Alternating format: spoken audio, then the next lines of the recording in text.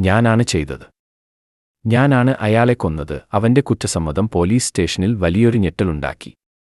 Station house officer may അവനെ തന്നെ തുറിച്ചുനോക്കുകയായിരുന്നു. വിയർത്തൊലിക്കുന്ന മുഖമുള്ള പരുക്കനായ ഒരു പോലീസുകാരനായിരുന്നു അയാൾ. പോലീസുകാരന്റെ തുറിച്ചുനോട്ടം കണ്ട് അവൻ ഭയന്നു.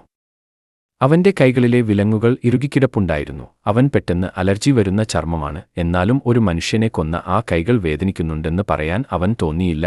ടേബിളിൽ കൂട്ടിയിട്ടിരിക്കുന്ന ഫയലുകളിലേക്ക് നോക്കി അവനോട് അനുകമ്പ തോന്നി. ഈ ഫയലുകളെല്ലാം രാത്രിയിരുന്ന് എഴുതിത്തീർക്കേണ്ട മറ്റ് പോലീസുകാർക്കും. അതിലെ മിക്ക പേജുകളിലും അവന്റെ പേരുണ്ടായിരുന്നു, രാജീവ്.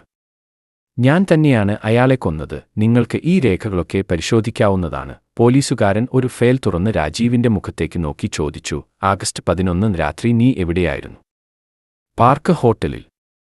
കൃത്യം 7:57 നീ എന്തെടുക്കുകയായിരുന്നു? ഞാൻ വാഷ്റൂമിൽ എന്റെ ആയുധങ്ങളൊക്കെ റെഡിയാക്കുകയായിരുന്നു. രാജീവ് ഒന്ന് നിർത്തിയിട്ട് പറഞ്ഞു. അയാളെ കൊല്ലാൻ മരിച്ചയാൾ എന്താണ് ധരിച്ചിരുന്നത്? ഒരു കറുത്ത സ്യൂട്ടും കറുത്ത ഷൂസും വെള്ള സോക്സും. അയാൾക്ക് ചുവന്ന ടൈ ആയിരുന്നു. അയാളുടെ പോക്കറ്റിലുണ്ടായിരുന്ന കർച്ചീഫോ? അതും ചുവപ്പായിരുന്നു. ടൈയുടെ അതേ നിറം. പോലീസുകാരൻ ദേഷ്യത്തോടെ നെടുവീർപ്പിട്ടു. നീ എന്തിനാടാ എന്റെ സമയം മെനക്കെടുത്തുന്നത്? ഈ സമയമായപ്പോഴേക്കും സ്റ്റേഷനിലെ മറ്റു പോലീസുകാരും അവിടെയെത്തിയിരുന്നു. രാജീവല്ല കൊലപാതകി എന്ന് മറക്ക് ഉറപ്പായിരുന്നെങ്കിലും നടപടിക്രമങ്ങളുടെ ഭാഗമായി ചോദ്യം ചെയ്യേണ്ടതുണ്ട്. യഥാർത്ഥ കൊലപാതകി ആരാണെന്ന് കണ്ടുപിടിച്ച് വീട്ടിൽ പോയി സ്വസ്ഥമായി ഉറങ്ങണം എന്ന് മാത്രമേ ആ പോലീസുകാരൻ ഉണ്ടായിരുന്നുള്ളൂ. മരിച്ചയാൾ ചുവന്ന ടൈയോ ചുവന്ന കർച്ചീഫോ അല്ല ധരിച്ചിരുന്നത്. യഥാർത്ഥ കൊലപാതകി ആരാണെന്ന് പറയടാ. അത് ഞാൻ തന്നെയാ സാർ. രക്തം കണ്ടപ്പോൾ എനിക്ക് സമനില തെറ്റിയതാകും. അയാൾ വളരെ മോശം മനുഷ്യനായിരുന്നു. എനിക്കയാളോട് പകയുണ്ടായിരുന്നു. അതുകൊണ്ട് ഞാൻ എന്റെ കയ്യിലെ ഏറ്റവും മൂർച്ചയുള്ള കത്തിയെടുത്ത് ഹോട്ടലിൽ വെച്ച് അയാളെ കൊന്നു. കൊലപാതകം നടന്ന സ്ഥലത്ത് വലിയ ബഹളമായിരുന്നു. പോലീസുകാരും അതിഥികളുമൊക്കെ ഹോട്ടലിൽ കൂടിയിരുന്നു. പോലീസ് വന്ന് തന്നെ സ്റ്റേഷനിലേക്ക് കൊണ്ടുപോകുന്നതുവരെ രാജീവ് ആ മൃതദേഹത്തിനടുത്ത് തന്നെ നിൽപ്പുണ്ടായിരുന്നു. അന്നുമുതൽ അവൻ വളരെ ശാന്തനായിരുന്നു. രാജീവല്ല കൊലപാതകി എന്ന് പോലീസുകാർക്ക് ഉറപ്പായിരുന്നു. പുറത്തുള്ള യഥാർത്ഥ കൊലപാതകിയെ രക്ഷിക്കാൻ വേണ്ടിയാണ് രാജീവ് ഈ നാടകം കളിക്കുന്നതെന്ന് അവർ വിശ്വസിച്ചു. നിന്റെ കൂടെ ആ മുറിയിൽ മറ്റ് 2 പേർ കൂടിയുണ്ടായിരുന്നല്ലോ. അവരെക്കുറിച്ച് പറ. രാജീവിന്റെ ഏറ്റവും അടുത്ത സുഹൃത്തുക്കളായിരുന്നു അവർ.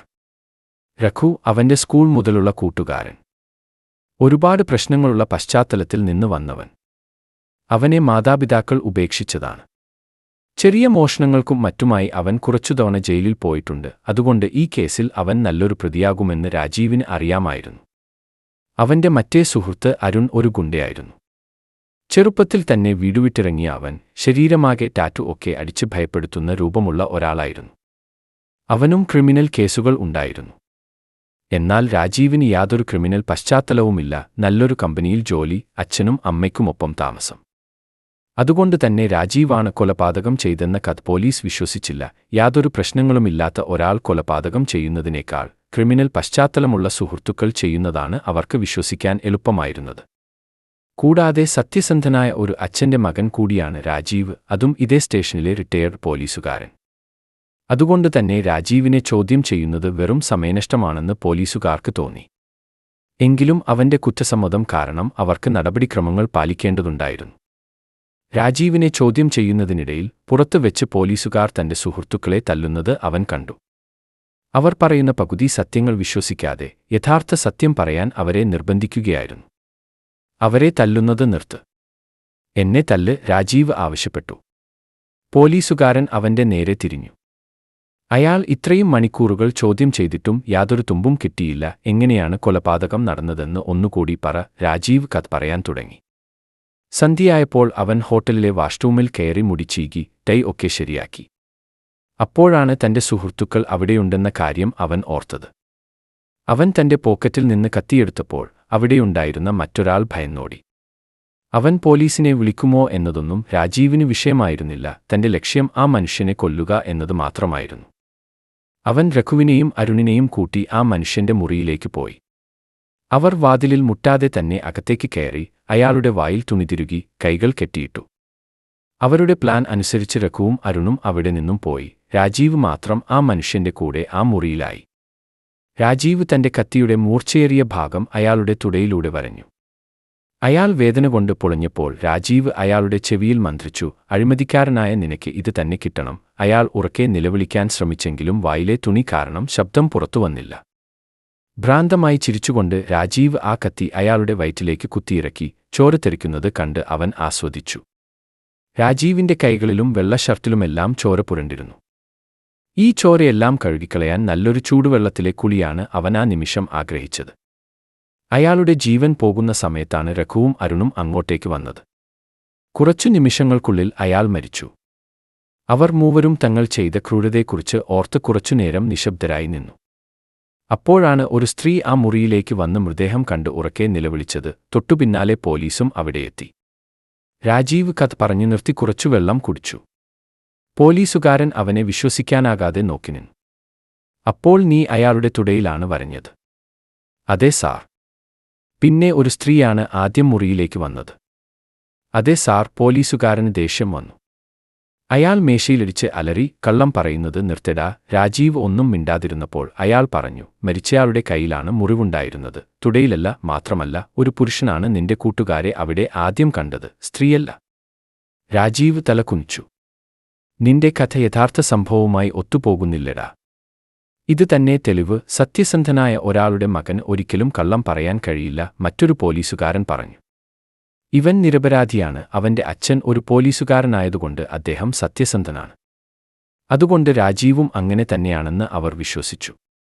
ഈ സ്വജനപക്ഷപാതം കണ്ട് രാജീവ് നെടുവീർപ്പിട്ടു. ആരുടെ കഥയാണ് യഥാർത്ഥ സംഭവവുമായി ഒത്തുപോകുന്നതെന്ന് നിനക്കറിയാമോ? പോലീസുകാരൻ ചോദിച്ചു. രഘു. രാജീവ് ഇല്ലെന്ന് തലയാട്ടി. അപ്പോഴാണ് പുറത്ത് വലിയൊരു ബഹളം കേട്ടത്. രഘുവിനെ കുറച്ചു പോലീസുകാർ ചേർന്ന് സെല്ലിലേക്ക് പിടിച്ചുകൊണ്ടുപോകുകയായിരുന്നു. അവൻ അവരെ തല്ലാനും കുതറിമാറാനും ശ്രമിക്കുന്നുണ്ടായിരുന്നു. മാത്രമല്ല, അസഭ്യം പറയുന്നുമുണ്ടായിരുന്നു. ഞാനല്ല ചെയ്തത്. ഞാനല്ല. ഞാനല്ല. അവന്റെ നിലവിളി ആ സ്റ്റേഷനിൽ മുഴങ്ങിക്കേട്ടു. രാജീവിന്റെ കൈകളിലെ വിലങ്ങ് അഴിച്ചുമാറ്റുന്ന ശബ്ദം കേട്ടാണ് അവൻ ചിന്തകളിൽ നിന്നുണർന്നത്. അവൻ പോക്കറ്റിൽ നിന്നും ഫോണെടുത്ത് സ്ക്രീനിൽ തന്റെ മുഖം നോക്കി. വളരെ പാവം തോന്നിക്കുന്ന ഒരു മുഖം. മുടി ഒരു വശത്തേക്ക് ചീകിവച്ചിരിക്കുന്നു. ഉറക്കമില്ലാതെ കണ്ണുകൾക്ക് താഴെ കറുപ്പ് വീണിട്ടുണ്ട്. ഒറ്റനോട്ടത്തിൽ അവൻ നിരപരാധിയാണെന്നേ എല്ലാവരും കരുതൂ. അവനിപ്പോൾ സ്വതന്ത്രനാണ്. എപ്പോൾ വേണമെങ്കിലും അവന് പുറത്തു പോകാം. അവൻ പതുക്കെ പുറത്തേക്ക് നടന്നു. പോലീസുകാരുടെ പിടിയിൽ കിടന്ന് തങ്ങളെ കുടുക്കിയതിന് രാജീവിനെ കൊല്ലുമെന്ന് അലറുന്ന രഘുവിനെ അവൻ കടന്നുപോയി. അവനോട് രാജീവിന് ശരിക്കും സങ്കടം തോന്നി. പക്ഷേ ഇപ്പോൾ അവനൊന്നും ചെയ്യാൻ കഴിയില്ല. അവന്റെ പ്ലാൻ വിജയിച്ചിരിക്കുന്നു. പുറത്തെ തണുത്ത കാറ്റേറ്റപ്പോൾ അവനൊന്ന് ദീർഘശ്വാസമെടുത്തു.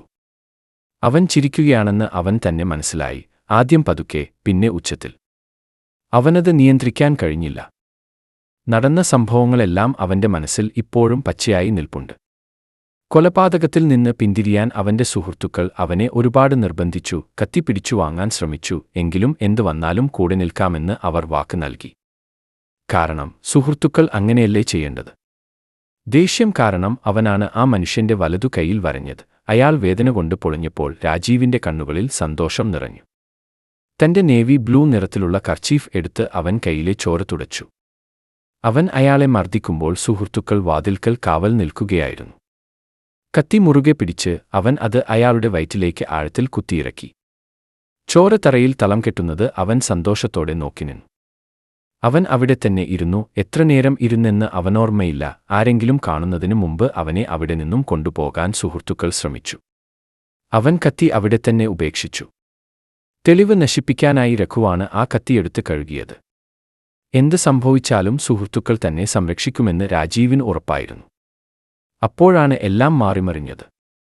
അവർക്ക് പ്രായമുള്ള മറ്റൊരാൾ ആ മുറിയിലേക്ക് വരികയും ആ കാഴ്ച കണ്ട് നിലവിളിച്ച് പുറത്തേക്ക് ഓടുകയും ചെയ്തു.